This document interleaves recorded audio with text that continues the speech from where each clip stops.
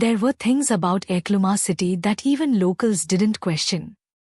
The humidity that clung to your bones, the traffic that never obeyed logic, and the fact that no one walked down Orita Street after midnight, not if they valued their lives. Even the ride-hailing apps like Zoom Cab would silently reroute you if your pin dropped near that road after raat ke 12:01. Ask any old taxi driver, and they'd mutter something about the dark turn before offering to take you somewhere else. Cops didn't patrol there. Vendors packed up early. No cameras, no signal. Just black stretch of road swallowed by the city's heartbeat. But maps still showed it. GPS still marked it. And someone, or something, still updated the street signs. Chiri Dharmola, a 27-year-old freelance coder, had never believed in superstition. He lived in a high-rise apartment overlooking the east side of Ekaluma. He was the kind of guy who preferred the company of computer screens over people and scoffed at stories his grandmother used to whisper. Ghosts don't have IP addresses, he'd joke. If I can't debug it, it's not real. But when Chidi got a contract from an overseas security firm to investigate signal voids in major African cities, he stumbled across something that froze him mid-keystroke, a complete data blackout centered around Orita Street, from raat ke 12:01 to subah ke 4 every single night. No cell towers. No traffic cams. No GPS pings. Nothing. He cross-referenced it with data from telecom companies, even tapped into Ekaluma City grid illegally. Sam pattern. The street just vanished digitally. That night, curiosity overrode reason. I'll walk it, he told his friend, Amka, over a call. Are you mad? Amka's voice cracked. You know people say. They say nonsense. There's no magic. Just dead zones and urban decay. Maybe jammers set up there. I'll wear a body cam, bring two phones, and leave a breadcrumb GPS. I'm not joking, Chidi. My cousin's best friend's brother disappeared near there in 2021. He sent selfie to someone, timestamped raat ke 12:06, standing right under the Orita sign. The photo glitched. They never found him. Chidi paused. Maybe your cousin's best friend's brother just didn't want to be found. Amka hung up. Chidi prepared like tech bro going to war. He strapped a GoPro to his chest, set up a live stream to his laptop in his apartment, and mounted second phone as backup GPS. At exactly raat ke 11:47, he stood 2 blocks from Orita Street, eye scanning the dark intersection ahead. Streetlights buzzed unnaturally. A light fog rolled in from nowhere, swirling around his sneakers. Let's do this, he muttered and stepped into the forgotten street. At raat ke 12:01, all his tech died.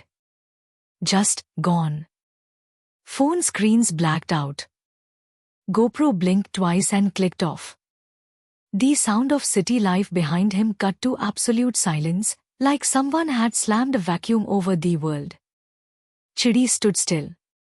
That's when he noticed the road felt longer than it should.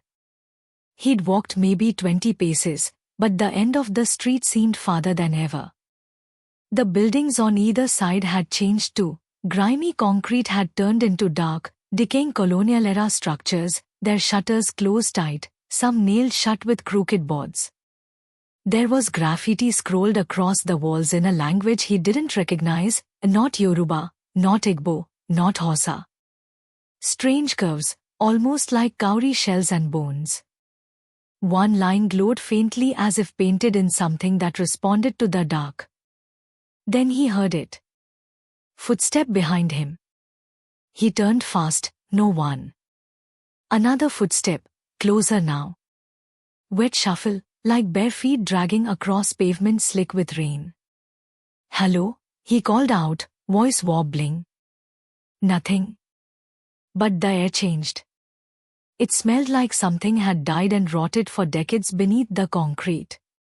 And then, a voice. A whisper that wasn't quite sound. It didn't enter through his ears, it bloomed behind his eyes. Leave now, or learn the price of seeing the hidden city. He ran. Or tried to. Orita Street didn't let him go. The harder he sprinted, the more the buildings seemed to twist and bend like watching eyes. The sky above turned a deep, viscous black, no stars, no moon, just pulsing veins of red light. Suddenly, he was no longer alone. Figures stood in doorways. Tall, thin, faces wrapped in cloth except for one burning eye in the center of their heads. They didn't move. They only watched. When Chidi passed them, their heads snapped to follow him with unnatural precision. He stumbled into an alley that hadn't been there a moment ago and collapsed beside a rusted trash bin. His breath came in short gasps. He pulled out his dead phone on reflex. That's when he noticed something new on the screen, a timer. रात के 1:43. And underneath, a message. You may leave at 4. If you're still alive. He blinked. The message vanished. But footsteps began again, several this time. Coming closer. A voice, female, soft, hummed a lullaby his grandmother used to sing. But it was distorted, like a broken music box buried under static. He looked up and saw her. A woman in red wrapper and white beads, barefoot, skin the color of polished obsidian. Her eyes glowed like coals. And she smiled with too many teeth. She reached toward him, and every instinct screamed run. Chidi scrambled backward, heart hammering in his chest. The woman didn't follow. She simply tilted her head, as if studying him, like something ancient deciding whether to eat or spare child. You came here by choice, she whispered, her voice lead, echoing like multiple mouths speaking at once. So many stumble in by mistake. But you chose to see. I didn't know. Lies, she cut him off. Even technology obeys the old laws. Your machines shut down because this place is older than wires. Older than steel. You brought your logic into the land of whispers. Now, you must pay the toll. From her palm, soft blue flame flickered, casting her face in a halo of strange beauty. She opened her other hand, and floating in it was an eye. Not hers. Not human. Pale, blood-ringed, still moving. If you wish to leave alive, she said, you must carry it. What is it? A watcher's eye. It sees what you cannot.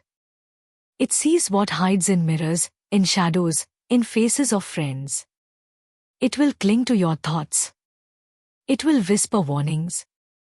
If you listen, you live. If you ignore it. She didn't finish the sentence. Chidi, breath shaking, reached out and took it. It vanished into his skin.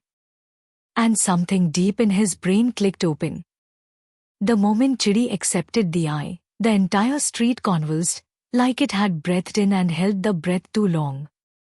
Suddenly, time surged forward. He blinked, and the buildings were crumbling ruins again, barely more than skeletons. The red veins in the sky faded. The figures in the windows dissolved into dust. The woman was gone.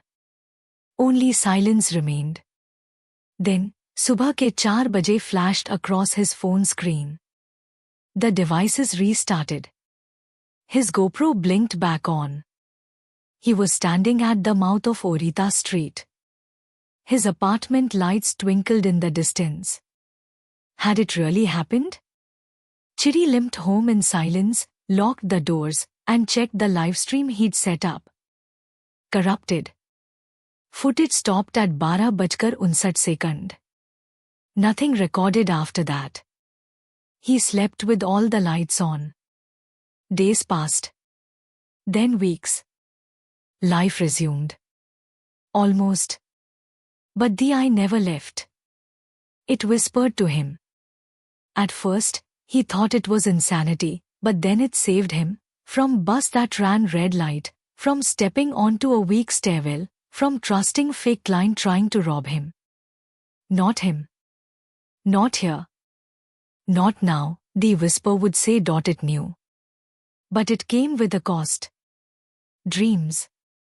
Dreams of Orita Street. Of that woman.